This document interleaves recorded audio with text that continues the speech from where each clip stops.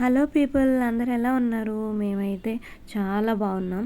వర్షాకాలం అయితే స్టార్ట్ అయిపోయింది కదా. వర్షం పడుతుంటే అలా వేడి వేడిగా ఏమన్నా చేసుకొని తిందాం అనిపిస్తుంది కదా.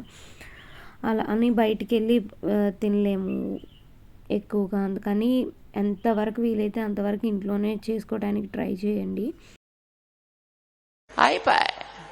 ముందైతే నేను రేపటి బ్రేక్ఫాస్ట్ కోసం ఇడ్లీకి దోశకి రెండింటికి కలిపి ఒకేలాగా నానేస్తాను. ఫస్ట్ ఒక 2 days ఇడ్లీ పెట్టేసి తర్వాత దోశకి అయితే వేస్తాను. నెక్స్ట్ వచ్చేసి ఆనియన్స్ కట్ చేసేసి అయితే అవి ఆనియన్ ఫ్రై లాగా చేసేస్తున్నాను అనమాట. ఇంకొచ్చేసి బియ్యం నానేస్తున్నాను, అంటే ఈలో ప్రాసెస్లోకి వెళ్ళేలోపు ఇది నానిపోతాయి కదా అనేసి. బాగా అయితే నేను ఈ వాటర్ కూడా వేస్ట్ చేయను. ఇవైతే చెట్లకు పోసేస్తాను. ఫస్ట్ టైం వాష్ చేసేవి, తర్వాత వాష్ చేసేవి పడేస్తాను అనమాట. మనం హెయిర్కు ఇట్లా కూడా అప్లై చేయొచ్చు, చాలా మంచిది, రిజల్ట్స్ కూడా బాగా వస్తాయి. ఇది వచ్చేసి ప్రాన్స్ అనమాట.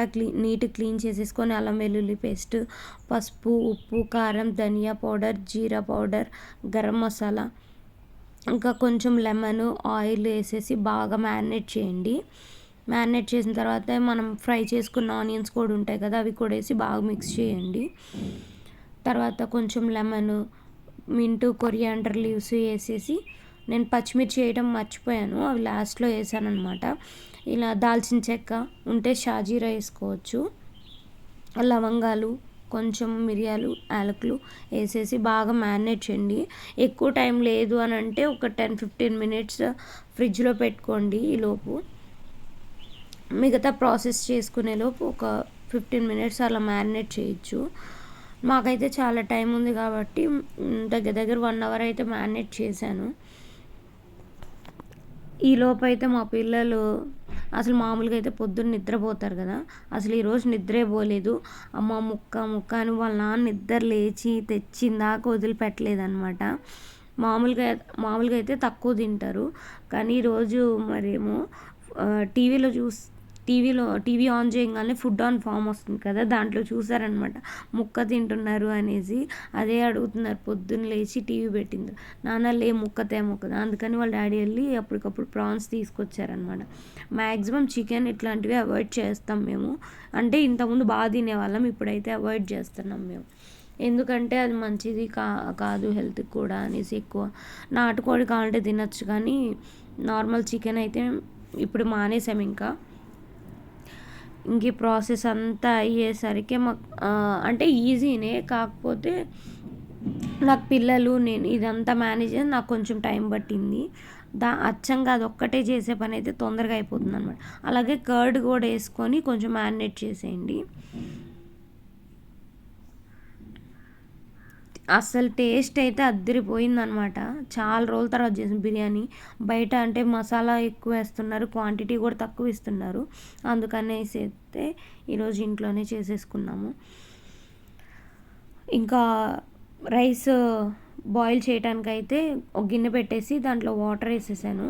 నేనైతే 1.5 glass వేసాను, దానికి 5 glasses వరకు వాటర్ వేసాను. వాటర్ వేసేసి కొంచెం ఆయిల్ వేసేసాను. ఆయిల్ వేసి బిర్యానీ ఆకు, మిరియాలు, లవంగాలు, దాల్చిన చెక్క ఇలా వేసేసి అయితే ఇంకా రైస్ వేసేసి బాయిల్ చేసేసాను అనమాట. కాకపోతే రైస్ వేసే ముందు కొంచెం బాగా తెరలాలన్నమాట. నీళ్ళు బాగా బాయిల్ అవుతున్నప్పుడు అప్పుడు వేస్తే తొందరగా అయిపోతుంది. ఒక 80% కుక్ అయితే సరిపోతుంది. ఇప్పుడు కూడా పచ్చిమిర్చి వేయడం మర్చిపోయాను, మళ్ళీ లాస్ట్లో వేసాను అనమాట దాంట్లో. అంటే చిన్నపిల్లలు కదా, ఎక్కువ వేయలేదు నేను మసాలాలు ఏవి కూడా, చాలా తక్కువ ఇంట్లో చేసినవి వేసాను అన్నీ కూడా. బయట కూడా మసాలాస్ ఎక్కువ వాడను అనమాట, తక్కువ వాడేది. ఈలోపు గిన్నెలో వేసేసి అంతా స్ప్రెడ్ చేసి పెట్టేశాను రొయ్యలు అంతా. కొంచెం గీ వేసుకోండి, గీ వేసి ఒక చిన్నగా సిమ్లో పెట్టుకొని ఒక 2 minutes అదంతా బాగా అయిపోతుంది, ఆ ఫ్లేవర్ దానికి పడుతుంది కదా. తర్వాత రైస్ వేసేయండి. అలా వాటర్లో వచ్చేది, ఇంక వాటర్ కూడా ఏ అవసరం లేదు ఎక్కువ. వాటర్ అంటే ప్రాన్స్ ఉడికిచ్చేటప్పుడే వాటర్ వస్తుంది, దానికి అదే ఉడికిపోతుంది అనమాట, చాలా బాగుంటుంది. ఇంకా దీని మీద కొంచెం పుదీనా, కొత్తిమీర వేసేసి కొంచెం, అంటే ఎక్కువ ఫుడ్ కలర్స్ కూడా వాడను. ఈ కుంకుమ పువ్వు ఉంటుంది కదా, అది కొంచెం వేడి నీళ్ళల్లో అట్లా వేసి, లేకపోతే అన్నం ఉడికిచ్చే నీళ్ళల్లో కొంచెం అది తీసేసి వేసినా కానీ కలర్ అంతా ఊరుతుంది.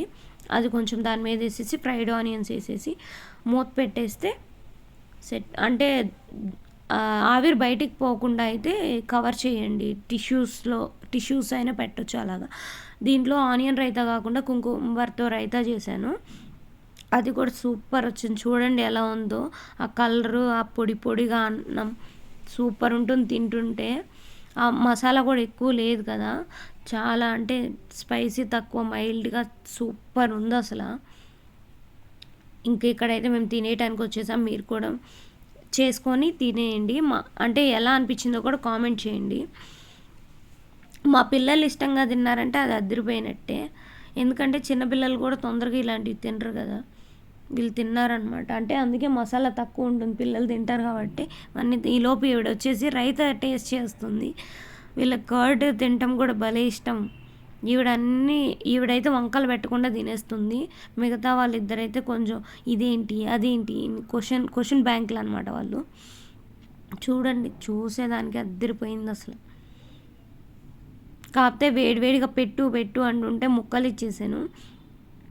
కానీ ముక్క కూడా కాలిందంట. వాళ్ళిద్దరికీ కాలేదు, ఆవిడకి కాలుతుందంట. చూడండి, మళ్ళీ యాక్షన్ చేస్తుంది. అసలు కాలేదు, నేను ఊపే పెడుతున్నాను.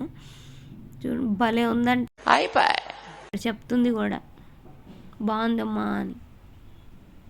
ఆనియన్స్ కూడా భలే తింటారు ఇష్టంగా, పచ్చివి వద్దు తినకూడదు అంటే కూడా అవే ఎక్కువ తినేసి. నేను కర్రీ కోసం కట్ చేసేటప్పుడు ఎప్పుడు కూడా వాళ్ళు ఆనియన్స్, నేను ఇటు తిరిగి చూసేసరికి హాఫ్ ఆనియన్స్ వాళ్ళే తినేసి ఉంటారు, అంత ఇష్టము.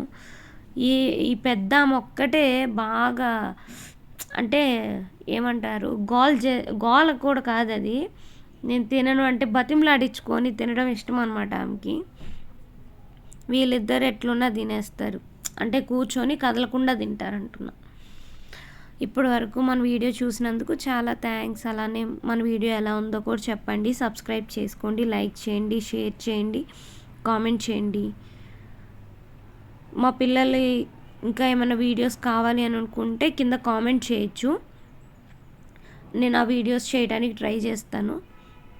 కానీ 3 పిల్లలు పెట్టుకొని మాత్రం వీడియోస్ చేస్తున్నందుకైనా సపోర్ట్ చేయాలి కదా, మీరు సపోర్ట్ చేయండి.